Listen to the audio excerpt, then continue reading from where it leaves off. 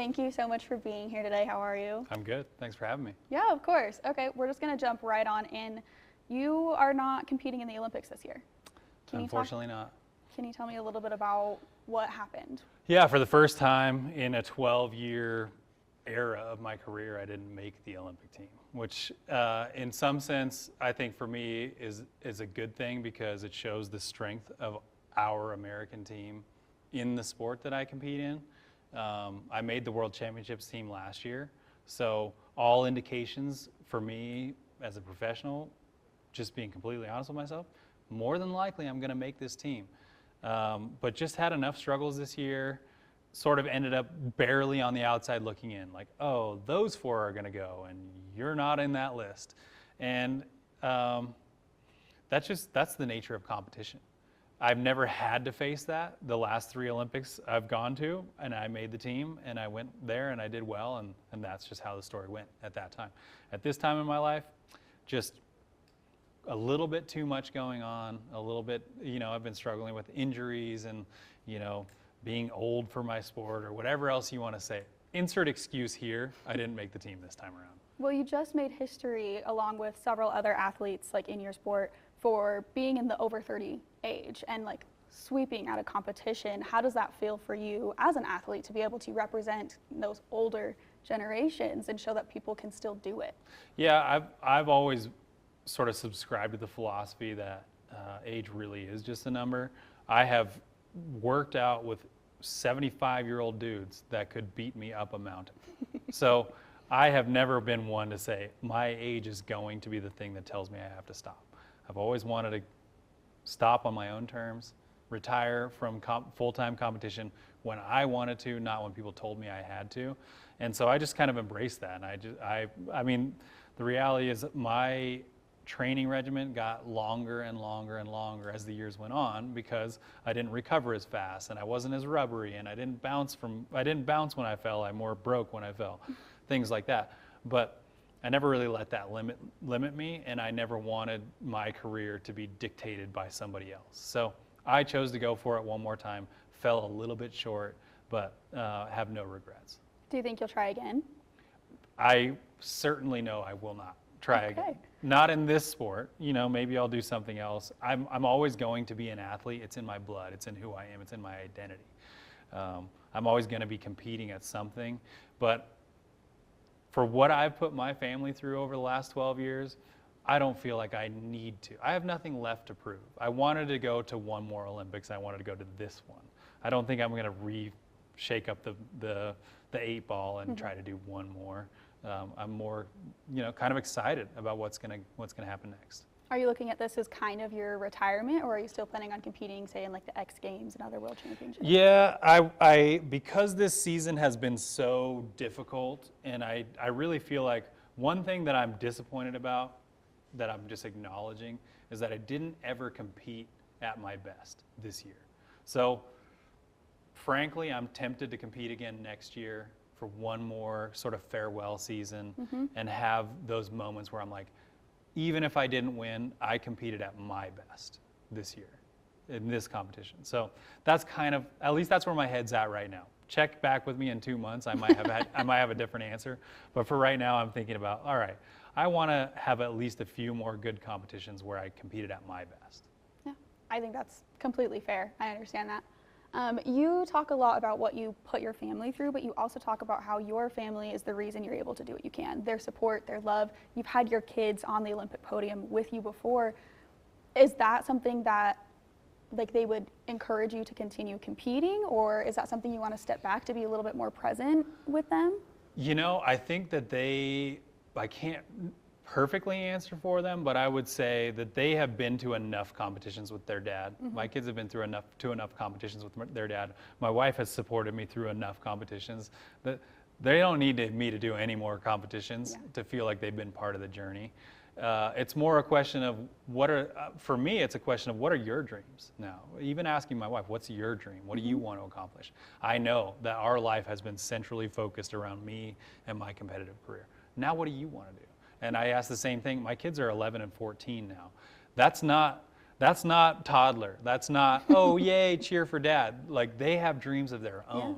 And so that's kind of what I'm filtering in my brain when I'm thinking about all these big decisions is what really do my kids want to accomplish, and can I help them accomplish that while still traveling around the world and trying to be an Olympian? Maybe not is the real answer. Maybe not for this next Olympic cycle. I mean, the Olympics are going to be back on home soil. They're going to be in Salt Lake. So Once it again. would be tempting, but I have to look at it as a dad. Do I really want to put my kids through another 4-year cycle of doing this? And I don't think so. I want to see what they want to do and help them achieve their goals and their dreams. I've already won 2 Olympic gold medals. I've already been at the top of everything that I ever dreamed of. So for me, I feel like it's almost time for me to fade into the background a little bit and be more on the supportive side. And I'm excited about that. Do you think either of them will want to follow in your footsteps? I think that they sort of have maybe unrealistic expectations of what greatness is, because they've watched me say, I'm going to do this, and then go out and do it. So both of my kids want to be professional athletes, and I'm just here to support that. My daughter wants to follow in my footsteps and try to go to the Olympics for skiing, and my son wants to be a professional mountain biker like Cam Zink, and I'm like, yeah, I'm here for it. You know, shoot for the moon and land among the stars. Yeah, exactly. Like, they have the brightest future ahead with you and your support behind them. From what I understand, you're still going to be at the Olympics this year. You were already planning on going, you're still going, but you're going more in a supportive role. Are you actively with Team USA, training them, prepping them?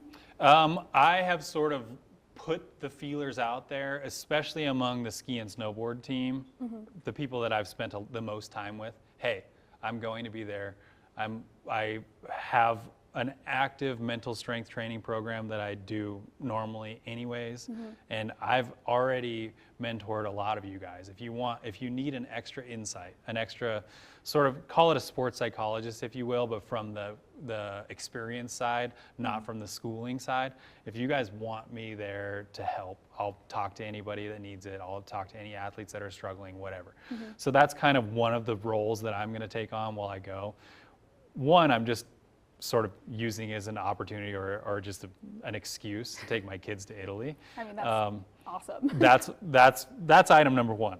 Random excuse to take my kids to Italy. Their tickets were already booked. Let's make it happen. Yeah. Opportunity number two, help mentor some of the other athletes that are competing sort of in my place. Opportunity number three, I want to hopefully be an ambassador and do some announcing and stuff like that on the broadcast side of my sport. So ski halfpipe, you may or may not hear my voice over the microphone while people are competing. That would be really and cool. then I'm just going to enjoy the ride. Yeah. Going back to your mental strength program, is that something you developed just dealing with being on the world stage? You're one of the biggest names in your sport for so long. Like, how did you face those pressures? Was this program something that helped with it? Yeah, it was a natural progression because I was, it actually wasn't until my daughter was born that I started taking my sport a little less seriously. I was always, everybody has their temperament, their things that they're geared towards. I was super intense. I was a really intense competitor. I was always overpressuring myself. And every single competition I would go into, I would try to do the absolute best run I was possibly capable of. The reality is that turned into me crashing most of the time. It wasn't until my daughter was born and I realized there's a lot more to life than this game I play on a pair of skis and a half pipe that I took the pressure off. And all of a sudden I started landing all of my runs, and that was the season. The season my daughter was born back in 2011 was the season that I won almost every single competition, because all of a sudden I had this broader perspective. So I feel like I learned mental toughness the hard way. I was mentally tough on myself, and I had to learn all of these tricks and tips and tactics to be nicer to myself and compete well. I learned that the hard way, but not everybody has to if I can share my insight with them. So that's how this program, I call it Mental Giants. The program started with me seeing athletes who were just like I was and saying, hey, I know exactly what you're doing. I know exactly how to get out of it because I've been there. And it's just sort of grown from there. That's really great that you were able to take like what you went through and turn it into like that more positive and try to pass that on. Yeah, the beauty of mental toughness too is that it's not specifically, even the mental toughness that I've been able to develop isn't specifically tied to my sport. because of my sport, I've become a mentally tough human. And so most of the athletes that I mental strength coach, do the Mental Giants program with, aren't even skiers. I have golfers, I have divers, I have cross country athletes, I have all kinds.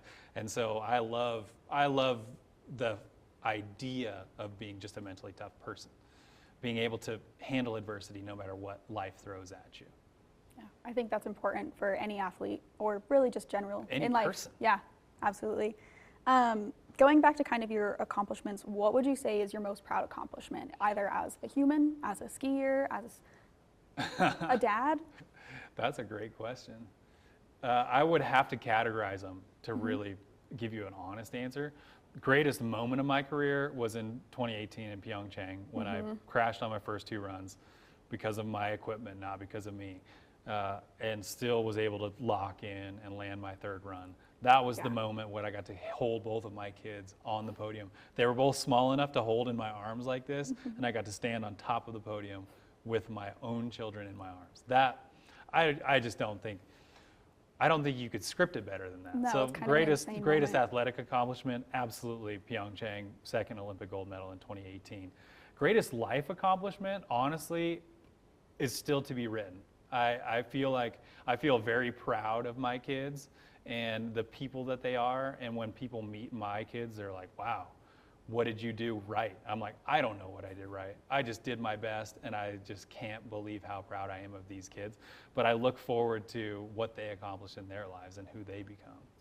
Yeah, I think that's really fantastic for you to want them to, like we said, shoot for the moon, land Yeah. among the stars. We'll see what they do.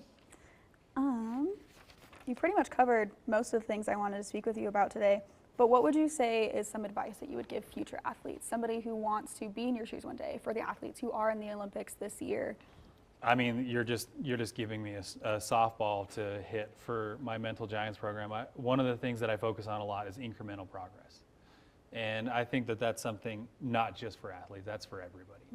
It's really easy to get, I love analogies. Think about the analogy. It's really easy to look up at the mountain you're trying to climb and get overwhelmed.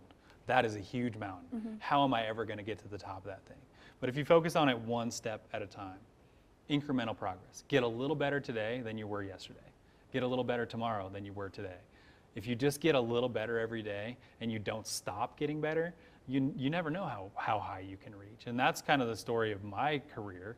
I was never the most talented kid. I was never the kid that everybody was like, oh, he's going to be great. They saw some things in me and people believed in me, but it wasn't because of talent. It was actually more because of hard work. They're like, this kid's going to work for it. He's going to earn it. He's going to get there or die trying.